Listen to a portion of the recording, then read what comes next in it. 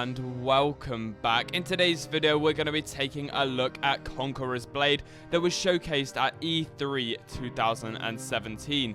Now, Conquerors Blade is a free-to-play action combat game and will feature both exciting close combat battles alongside with strategy RPG elements. I actually covered this game slightly in my top 10 medieval games around a month ago. We will also be talking about the main features that this game has to offer. This is going to be coming from someone that played the game this year at E3. I will have to include gameplay from the Asian version of this game, which focuses around Asian culture rather than the European night culture. This is because there's not a lot of Conquerors Blade footage, so I'm kind of forced to do so.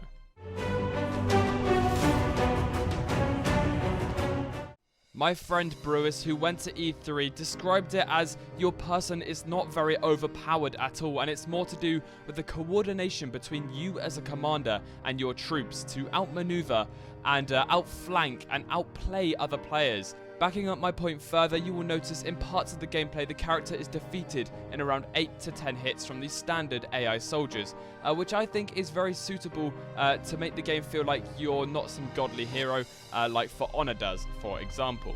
Looking at the gameplay trailer, I do feel like the combat is clunky in places and certain combat animations do look strange. I think you'll pick that up especially from the Conqueror's Blade footage. However, Brewer said it was very slick and smooth. Maybe it just looks like that. Maybe when you're actually in front of a mouse and keyboard and playing the game, it's a lot better. Again, this is a beta version. They may be fixing the animations, etc. Moving on to characters' abilities. Brewis mainly played as Archer when he played the game, and he said that you can backflip to get yourself out of trouble and cover quite a lot of distance. For example, say you're charging through the gate and then there's a hail of arrows or loads of soldiers start attacking you, can backflip maybe to give yourself a few meters, and it is like a quicker than walking backwards.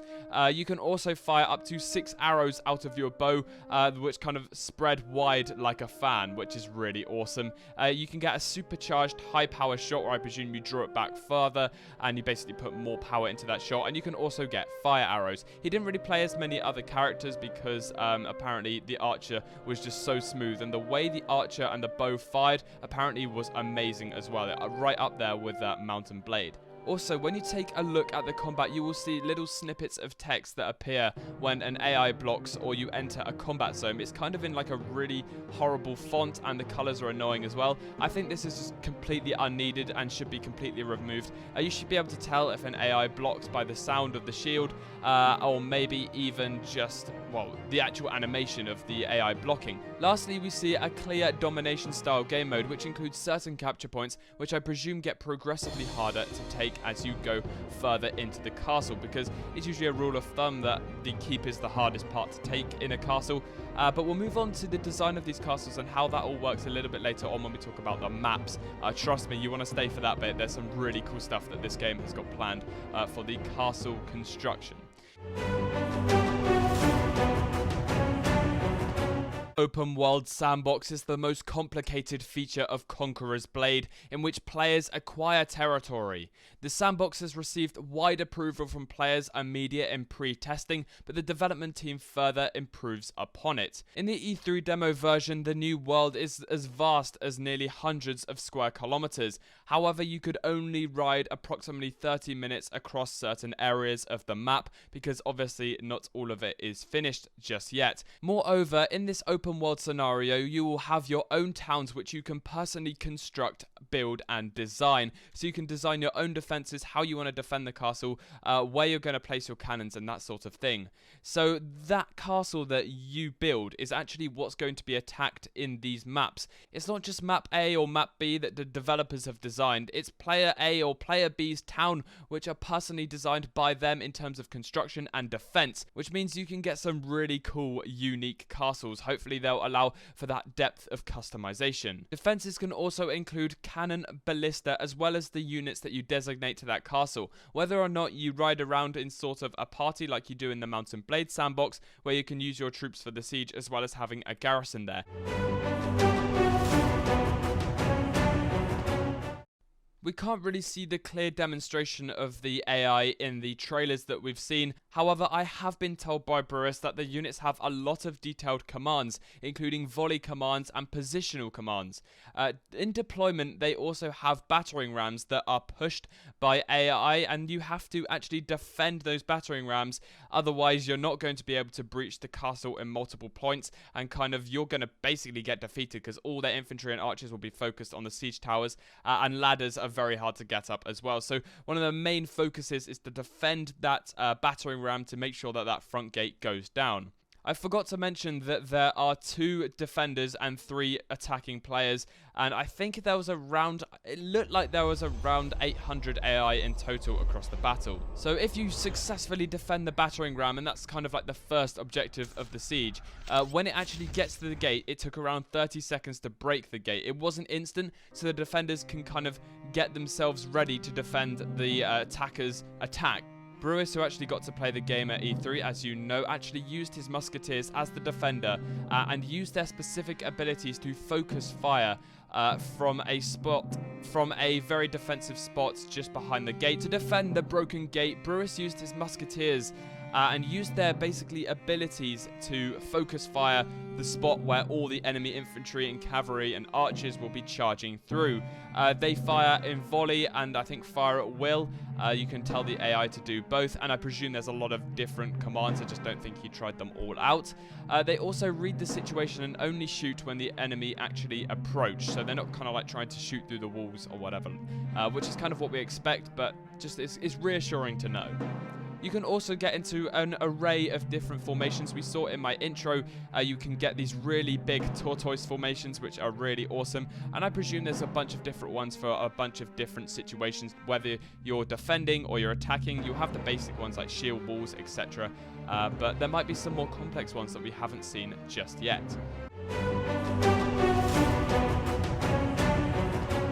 Whilst playing the game, Brewis described one of the castles that was designed by, I presume, a developer, actually had a star fort as its kind of first line of defense before you reach the main castle. Now, star forts are something that you don't see in many games at all, and they're a very useful defense, not just in terms on their own, but in terms of defending castles. I don't think I've ever heard of them actually being placed in front of castles, and I think it's a very nice feature because it kind of gives you that unique castle design. Now, the star forts are very effective for cross-firing of cannons, so it's very hard to attack them because the cannons are going to basically be able to hit you wherever you are.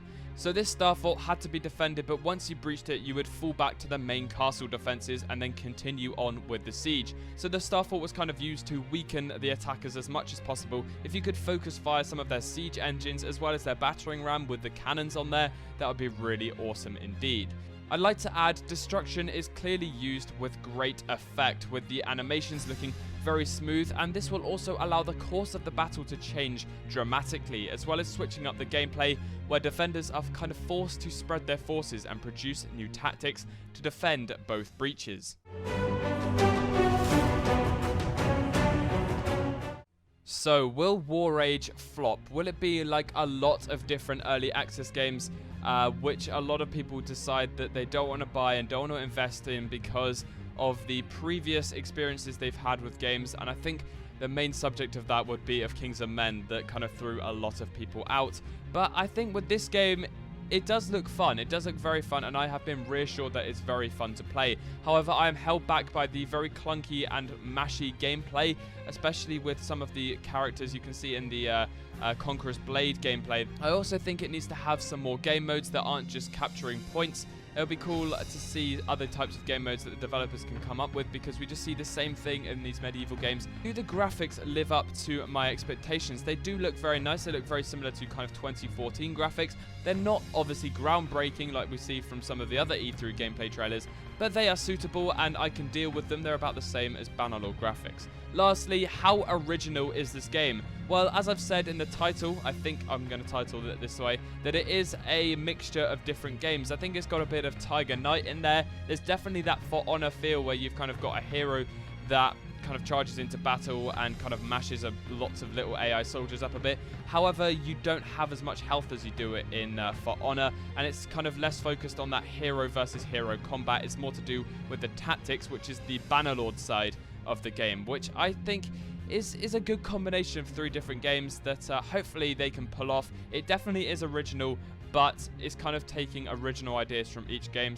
So that was Conquerors Blade, and I hope you did enjoy the slightly different format on the channel. I'm going to be uploading, hopefully, a lot more stuff with my friends, and I think that's going to be an interesting type of content for you guys, so make sure to keep an eye out for that. I'm also asking if you want me to make some Hearts of Iron videos with them, because that's kind of the main game that they play, and they sound like whenever I'm in TeamSpeak with them, like they're having a really good time. So I think that would be really cool to kind of take the channel in a slightly different direction. Lastly, I'd like to say, if you haven't checked out my last video on my 20,000 subscriber special, that is definitely something you want to check out. It's called Mountain Blade in Real Life. If you're wondering what I'm talking about, go and check it out. The link is down in the description. Anyway, that will wrap it up for this video. Thank you so much for watching. I hope you have an absolutely brilliant day, and I will see you in the next battle.